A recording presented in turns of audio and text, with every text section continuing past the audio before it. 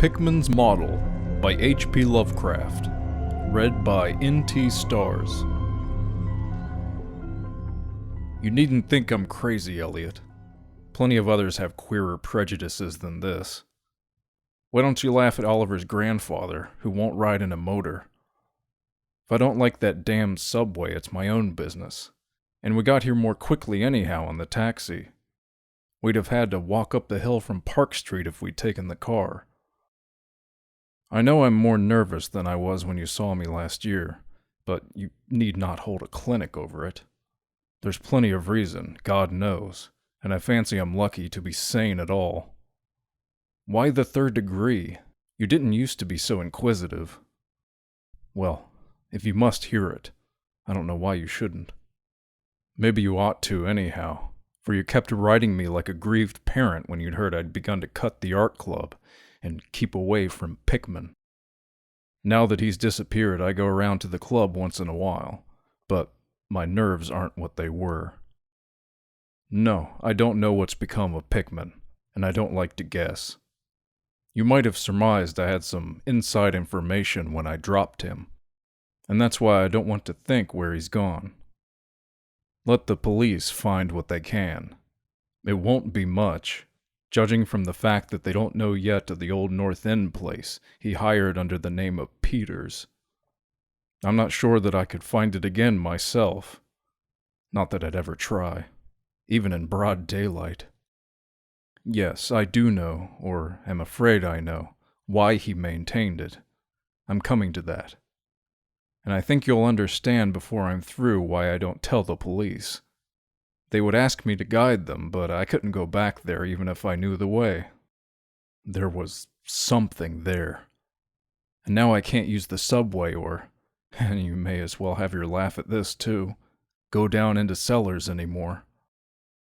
I should think you'd have known I didn't drop Pickman for the same silly reasons that fussy old women like Dr. Reed or Joe Minot or Rosworth did. Morbid art doesn't shock me.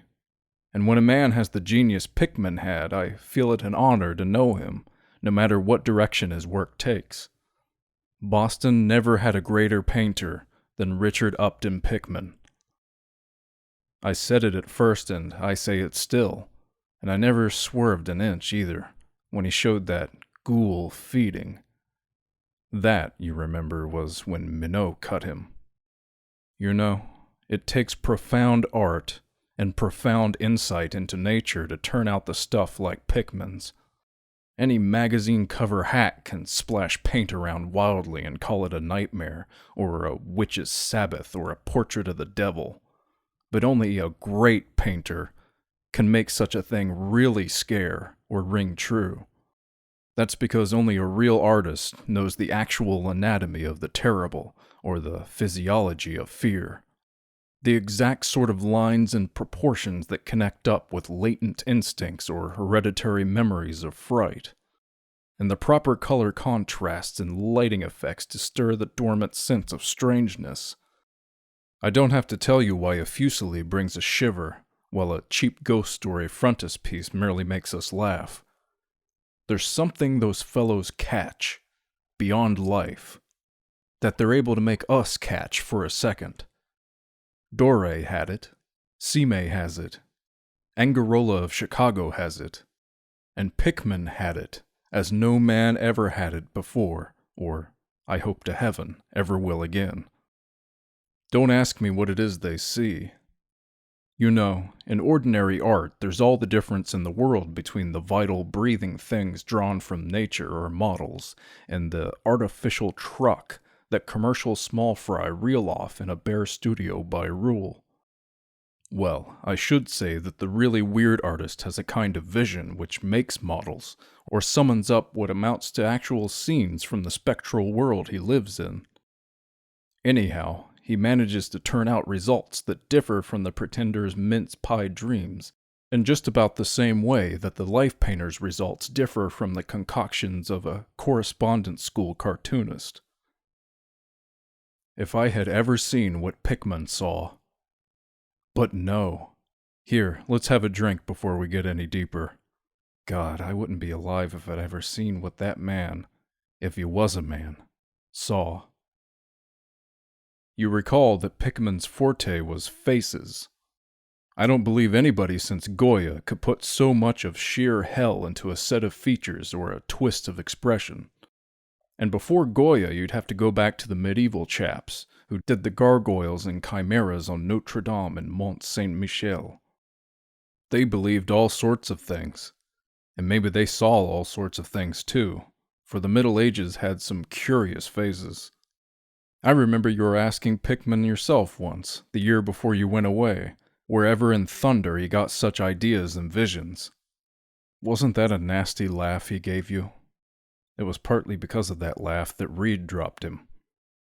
Reed, you know, had just taken up comparative pathology and was full of pompous inside stuff about the biological or evolutionary significance of this or that mental or physical symptom. He said Pickman repelled him more and more every day, and almost frightened him towards the last. That the fellow's features and expression were slowly developing in a way he didn't like, in a way that wasn't human. He had a lot of talk about diet, and said Pickman must be abnormal and eccentric to the last degree. I suppose you told Reed, if you and he had any correspondence over it, that he'd let Pickman's paintings get on his nerves or harrow up his imagination. I know I told him that myself, then. But keep in mind that I didn't drop Pickman for anything like this. On the contrary, my admiration for him kept growing, for that ghoul feeding was a tremendous achievement. As you know, the club wouldn't exhibit it, and the Museum of Fine Arts wouldn't accept it as a gift. And I can add that nobody would buy it, so Pickman had it right in his house till he went. Now his father has it in Salem. You know, Pickman comes of old Salem stock, and had a witch ancestor hanged in 1692. I got into the habit of calling on Pickman quite often, especially after I began making notes for a monograph on weird art. Probably it was his work which put the idea into my head, and anyhow, I found him a mine of data and suggestions when I came to develop it. He showed me all the paintings and drawings he had about, including some pen and ink sketches that would, I verily believe, have got him kicked out of the club if many of the members had seen them.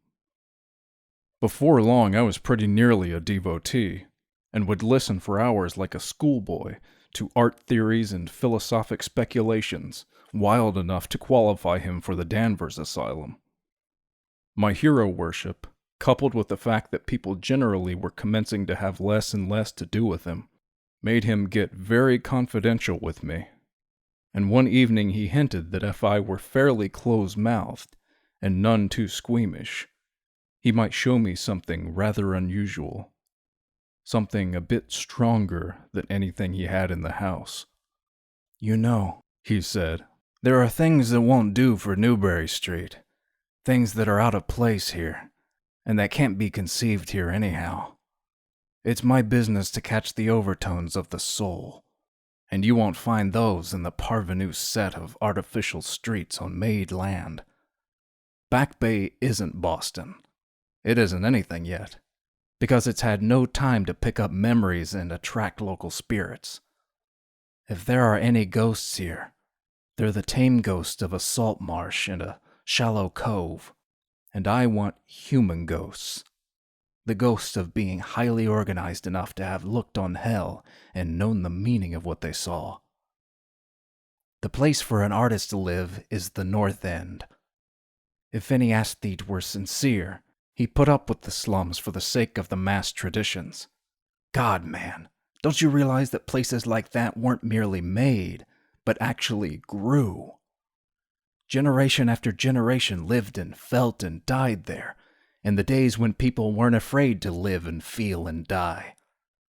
Don't you know there was a mill on Copp's Hill in 1632, and that half the present streets were laid out by 1650? I can show you houses that have stood 2 centuries and a half and more. Houses that have witnessed what would make a modern house crumble into powder. What do moderns know of life and the forces behind it? You'd call the Salem witchcraft a delusion, but I'll wager My 4 times great-grandmother could have told you things. They hanged her on Gallows Hill, with Cotton Mather looking sanctimoniously on. Mather, damn him, was afraid somebody might succeed in kicking free of his accursed cage of monotony. I wish someone had laid a spell on him, or sucked his blood in the night. I can show you a house he lived in, and I can show you another one he was afraid to enter, in spite of all his fine, bold talk. He knew things he didn't dare put into that stupid Magnalia, or that puerile Wonders of the Invisible World. Look here, did you know the whole North End once had a set of tunnels that kept certain people in touch with each other's houses, and the burying ground, and the sea? Let them prosecute and persecute above ground. Things went on every day that they couldn't reach, and voices laughed at night that they couldn't place. Why, man, out of 10 surviving houses built before 1700 and not moved since, I'll wager that in 8 I can show you something queer in the cellar. There's hardly a month that you don't read of workmen finding bricked-up arches and wells leading nowhere in this or that old place as it comes down. You could see one near Hinchman Street from the elevated last year. There were witches and what their spells summoned, pirates and what they brought in from the sea, smugglers, privateers. And I tell you, people knew how to live, and how to enlarge the bounds of life in the old time. This wasn't the only world a bold and wise man could know. Faugh! And to think of today in contrast, with such pale pink brains that even a club of supposed artists gets shudders and convulsions if a picture goes beyond the feelings of a Beacon Street tea table. The only saving grace of the present is that it's too damn stupid to question the past very closely. What do maps and records and guidebooks really tell of the North End? Bah! At a guess, I'll guarantee to lead you to 30 or 40 alleys and networks of alleys north of Prince Street that aren't suspected by 10 living beings outside of the foreigners that swarm them. And what do those Dagos know of their meaning? No, Thurber, these ancient places are dreaming gorgeously and overflowing with wonder and terror and escapes from the commonplace. And yet there's not a living soul to understand or profit by them. Or rather, there's only one living soul, for I haven't been digging around in the past for nothing. See here, you're interested in this sort of thing. What if I told you that I've got another studio up there, where I can catch the night spirit of antique horror and paint things that I couldn't even think of in Newbury Street? Naturally, I don't tell those cursed old maids at the club, with Reed, damn him, whispering even as it is that I'm a sort of monster bound down the toboggan of reverse evolution. Yes, Thurber, I decided long ago that one must paint terror as well as beauty from life. So I did some exploring in places where I had reason to know terror lives. I've got a place that I don't believe 3 living Nordic men besides myself have ever seen. It isn't so very far from the elevated as distance goes, but it's centuries away as the soul goes. I took it because of the queer old brick wall in the cellar, one of the sort I told you about. The shack's almost tumbling down, so that nobody else would live there, and I'd hate to tell you how little I pay for it. The windows are boarded up, but I like that all the better, since I don't want daylight for what I do. I paint in the cellar, where the inspiration is thickest. But I've other rooms furnished on the ground floor. A Sicilian owns it, and I've hired it under the name of Peters. Now, if you're game, I'll take you there tonight. I think you'd enjoy the pictures, for as I said, I've let myself go a bit there. It's no vast tour. I sometimes do it on foot, for I don't want to attract attention with a taxi in such a place. We can take the shuttle at the South Station for Battery Street, and after that the walk isn't much. Well, Elliot, There wasn't much for me to do after that harangue but to keep myself from running, instead of walking, for the first vacant cab we could sight. We changed to the elevated at the South Station, and at about 12 o'clock had climbed down the steps at Battery Street and struck along the old waterfront past Constitution Wharf. I didn't keep track of the cross streets, and can't tell you yet which it was we turned up, but I know it wasn't Greenough Lane. When we did turn, it was to climb through the deserted length of the oldest and dirtiest alley I ever saw in my life, with crumbling-looking gables, broken small-paned windows, and archaic chimneys that stood out half-disintegrated against the moonlit sky. I don't believe there were 3 houses in sight that hadn't been standing in Cotton Mather's time. Certainly I glimpsed at least 2 with an overhang, and once I thought I saw a peaked roof line of the almost forgotten pre-gambrel type, though antiquarians tell us there are none left in Boston. From that alley, which had a dim light, we turned to the left into an equally silent and still narrower alley with no light at all, and in a minute made what I think was an obtuse angled bend towards the right in the dark. Not long after this, Pickman produced a flashlight and revealed an antediluvian tin-paneled door that looked damnably worm-eaten. Unlocking it, he ushered me into a barren hallway with what was once splendid dark oak paneling. Simple, of course, but thrillingly suggestive of the times of Andros and Pepys and the witchcraft. Then he took me through a door on the left, lighted an oil lamp, and told me to have myself at home. Now, Elliot, I'm what the man in the street would call fairly hard-boiled, but I'll confess that what I saw on the walls of the room gave me a bad turn. They were his pictures, you know, the ones he couldn't paint or even show in Newbury Street, and he was right when he said he had let himself go. Here, have another drink. I need one anyhow. There's no use in my trying to tell you what they were like, because the awful, the blasphemous horror and the unbelievable loathsomeness and moral fetor came from simple touches quite beyond the power of words to classify. There was none of the exotic technique you see in Sidney Sime, none of the transcenturnian landscapes and lunar fungi that Clark Ashton Smith uses to freeze the blood. The backgrounds were mostly old churchyards, deep woods, cliffs by the sea, brick tunnels, ancient paneled rooms, or simple vaults of masonry. Copp's Hill burying ground, which could not be many blocks away from this very house, was a favorite scene. The madness and monstrosity lay in the figures in the foreground, for Pickman's morbid art was preeminently one of demoniac portraiture. These figures were seldom completely human, but often approached humanity in varying degree.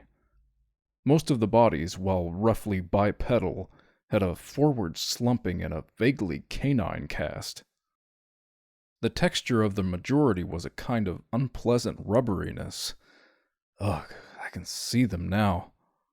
Their occupations, well, don't ask me to be too precise. They were usually feeding, I won't say on what. They were sometimes shown in groups in cemeteries or underground passages, and often appeared to be in battle over their prey, or rather their treasure trove. And what damnable expressiveness Pickman sometimes gave the sightless faces of this charnel booty. Occasionally the things were shown leaping through open windows at night, or squatting on the chests of sleepers, worrying at their throats. One canvas showed a ring of them baying about a hanged witch on Gallows Hill, whose dead face held a close kinship to theirs. But don't get the idea that it was all this hideous business of theme and setting which struck me faint. I'm not a 3-year-old kid, and I'd seen much like this before. It was the faces, Elliot, those accursed faces, that leered and slavered out of the canvas with the very breath of life. By God, man, I verily believe they were alive. That nauseous wizard had waked the fires of hell in pigment, and his brush had been a nightmare-spawning wand. Give me that decanter, Elliot. There was one thing called the lesson. Heaven pity me that I ever saw it. Listen, can you fancy a squatting circle of nameless dog-like things in a churchyard, teaching a small child how to feed like themselves? The price of a changeling, I suppose. You know the old myth about how the weird people leave their spawn in cradles in exchange for the human babes they steal. Pickman was showing what happens to those stolen babes, how they grow up. And then I began to see a hideous relationship in the faces of the human and non-human figures.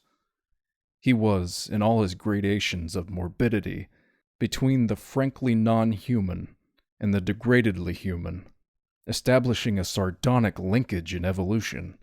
The dog things were developed from mortals, and no sooner had I wondered what he made of their own young as left with mankind in the form of changelings than my eye caught a picture embodying that very thought. It was that of an ancient Puritan interior, a heavily beamed room with lattice windows, a settle, and clumsy 17th century furniture, with the family sitting about while the father read from the scriptures. Every face but one showed nobility and reverence, but that one reflected the mockery of the pit. It was that of a young man in years, and no doubt belonged to a supposed son of that pious father. But in essence it was the kin of the unclean things. It was their changeling. And in a spirit of supreme irony, Pickman had given the features a very perceptible resemblance to his own. By this time Pickman had lighted a lamp in an adjoining room, and was politely holding open the door for me, asking me if I would care to see his modern studies.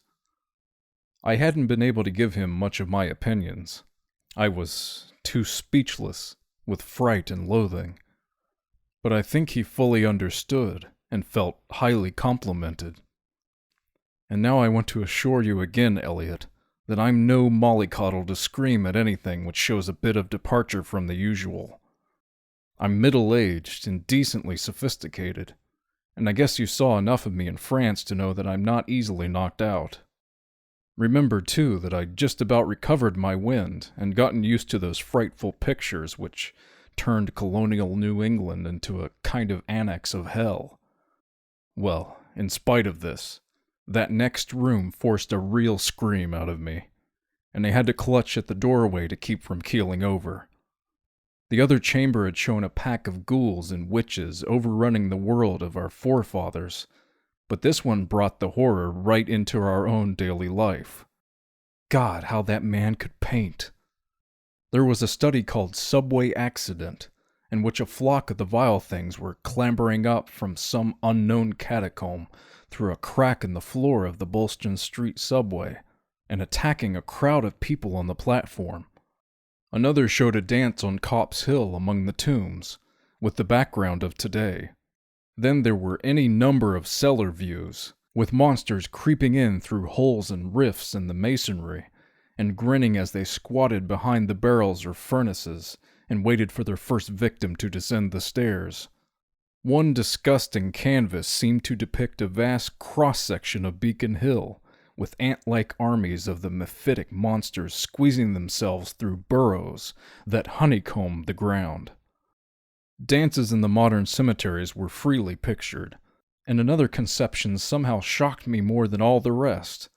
A scene in an unknown vault, where scores of the beasts crowded about one who held a well-known Boston guidebook and was evidently reading aloud. All were pointing to a certain passage, and every face seemed so distorted with epileptic and reverberant laughter that I almost thought I heard the fiendish echoes. The title of the picture was Holmes, Lowell, and Longfellow Lie Buried in Mount Auburn. As I gradually steadied myself and got readjusted to this second room of deviltry and morbidity, I began to analyze some of the points in my sickening loathing. In the first place, I said to myself, these things repelled because of the utter inhumanity and callous cruelty they showed in Pickman. The fellow must be a relentless enemy of all mankind to take such glee in the torture of brain and flesh, and the degradation of the mortal tenement. In the second place, they terrified because of their very greatness. Their art was the art that convinced. When we saw the pictures, we saw the demons themselves and were afraid of them. And the queer part was that Pickman got none of his power from the use of selectiveness or bizarrerie. Nothing was blurred, distorted, or conventionalized. Outlines were sharp and lifelike, and details were almost painfully defined. And the faces! It was not any mere artist's interpretation that we saw.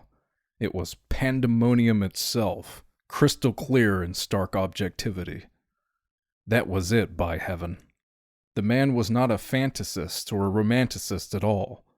He did not even try to give us the churning, prismatic ephemera of dreams, but coldly and sardonically reflected some stable, mechanistic, and well-established horror world, which he saw fully, brilliantly, squarely, and unfalteringly. God knows what that world can have been, or where he ever glimpsed the blasphemous shapes that loped and trotted and crawled through it. But whatever the baffling source of his images, one thing was plain. Pickman was in every sense, in conception and in execution, a thorough, painstaking, and almost scientific realist. My host was now leading the way down the cellar to his actual studio, and I braced myself for some hellish efforts among the unfinished canvases. As we reached the bottom of the damp stairs, he turned his flashlight to a corner of the large open space at hand, revealing the circular brick curb of what was evidently a great well in the earthen floor. We walked nearer, and I saw that it must have been 5 feet across, with walls a good foot thick and some 6 inches above the ground level. Solid work of the 17th century, or I was much mistaken. That, Pickman said, was the kind of thing he had been talking about, an aperture of the network of tunnels that used to undermine the hill. I noticed idly that it did not seem to be bricked up, and that a heavy disk of wood formed the apparent cover. Thinking of the things this well must have been connected with if Pickman's wild hunts had not been mere rhetoric, I shivered slightly, then turned to follow him up a step and through a narrow door into a room of fair size, provided with a wooden floor and furnished as a studio. An acetylene gas outfit gave the light necessary for work. The unfinished pictures on easels or propped against the walls were as ghastly as the finished ones upstairs, and showed the painstaking methods of the artist.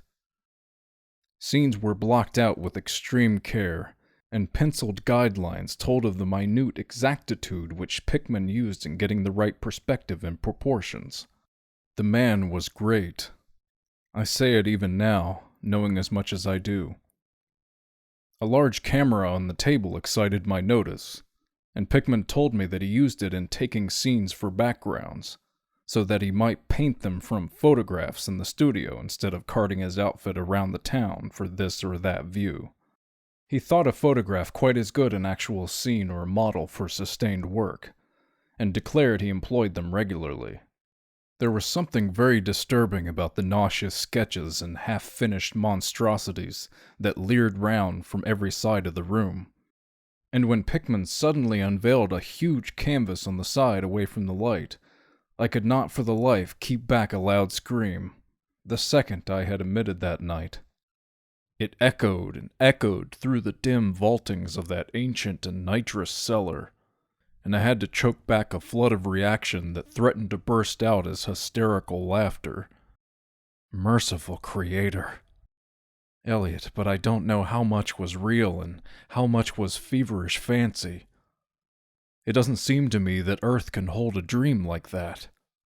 It was a colossal and nameless blasphemy with glaring red eyes, and it held in bony claws a thing that had been a man, gnawing at the head as a child nibbles at a stick of candy. Its position was a kind of crouch, and as one looked, one felt that at any moment it might drop its present prey and seek a juicier morsel. But damn it all, it wasn't even the fiendish subject that made it such an immortal fountainhead of all panic. Not that, nor the dog face with its pointed ears, bloodshot eyes, flat nose, and drooling lips. It wasn't the scaly claws, nor the mold-caked body, nor the half-hooved feet. None of these, though any one of them might well have driven an excitable man to madness. It was the technique, Elliot. The cursed, the impious, the unnatural technique. As I am a living being, I never elsewhere saw the actual breath of life so fused into a canvas. The monster was there. It glared and gnawed and glared. And I knew that only a suspension of nature's laws could ever let a man paint a thing like that without a model, without some glimpse of the netherworld which no mortal unsold to the fiend has ever had. Pinned with a thumbtack to the vacant part of the canvas was a piece of paper, now badly curled up.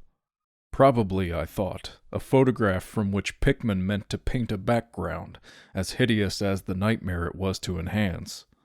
I reached out to uncurl and look at it, when suddenly I saw Pickman start as if shot. He had been listening with peculiar intensity ever since my shocked scream had waked unaccustomed echoes in the dark cellar, and now he seemed struck with fright, which, though not comparable to my own, had in it more of the physical than of the spiritual. He drew a revolver and motioned me to silence, then stepped out into the main cellar and closed the door behind him. I think I was paralyzed for an instant. Imitating Pickman's listening, I fancied I heard a faint scurrying sound somewhere, and a series of squeals or beats in a direction I couldn't determine. I thought of huge rats and shuddered. Then there came a subdued sort of clatter, which somehow set me all in gooseflesh. A furtive, groping kind of clatter, though I can't attempt to convey what I mean in words. It was like heavy wood falling on stone or brick. Wood on brick. What did that make me think of? It came again, and louder. There was a vibration, as if the wood had fallen farther than it had fallen before. After that followed a sharp grating noise, a shouted gibberish from Pickman, and the deafening discharge of all 6 chambers of a revolver, fired spectacularly as a lion-tamer might fire in the air for effect. A muffled squeal or squawk, and then a thud, then more wood and brick grating, a pause, and the opening of the door, at which I'll confess I started violently. Pickman reappeared with his smoking weapon, cursing the bloated rats that infest the ancient well. "The deuce knows what they eat, Thurber," he grinned, "for those archaic tunnels touch graveyard and witch den and seacoast. But whatever it is, they must have run short, for they were devilish anxious to get out. Your yelling stirred them up, I fancy. Better be cautious in these old places. Our rodent friends are the one drawback, though I sometimes think they're a positive asset by way of atmosphere and color." Well, Elliot, that was the end of the night's adventure. Pickman had promised to show me the place, and heaven knows he had done it. He led me out of that tangle of alleys in another direction, it seems, for when we sighted a lamp-post we were in a half-familiar street with monotonous rows of mingled tenement blocks and old houses. Charter Street, it turned out to be, but I was too flustered to notice just where we hit it. We were too late for the elevated, and walked back downtown through Hanover Street. I remember that walk. We switched from Tremont up Beacon, and Pickman left me at the corner of Joy, where I turned off. I never spoke to him again. Why did I drop him? Don't be impatient. Wait till I ring for coffee. We've had enough of the other stuff, but I, for one, need something. No, it wasn't the paintings I saw in that place, though I'll swear they were enough to get him ostracized in 9/10 of the homes and clubs in Boston. And I guess you won't wonder now why I have to steer clear of subways and cellars. It was something I found in my coat the next morning. You know, the curled-up paper tacked to the frightful canvas in the cellar. The thing I thought was a photograph of some scene he meant to use as a background for that monster. That last scare had come while I was reaching to uncurl it, and it seems I had vacantly crumpled it into my pocket. But here's the coffee. Take it black, Elliot, if you're wise. Yes, that paper was the reason I dropped Pickman. Richard Upton Pickman, the greatest artist I have ever known, and the foulest being that ever leaped the bounds of life into the pits of myth and madness. Elliot, old Reed was right. He wasn't strictly human. Either he was born in strange shadow, or he'd found a way to unlock the forbidden gate. It's all the same now, for he's gone, back into the fabulous darkness he loved to haunt. Here, let's have that chandelier going. Don't ask me to explain or even conjecture about what I burned. Don't ask me either what lay behind that mole-like scrambling Pickman was so keen to pass off as rats. There are secrets, you know, which might have come down from old Salem times, and Cotton Mather tells even stranger things. You know how damned lifelike Pickman's paintings were, how we all wondered where he got those faces. Well, that paper wasn't a photograph of any background after all. What it showed was simply the monstrous being he was painting on that awful canvas. It was the model he was using, and its background was merely the wall of the cellar studio in minute detail. But by God, Elliot, it was a photograph from life.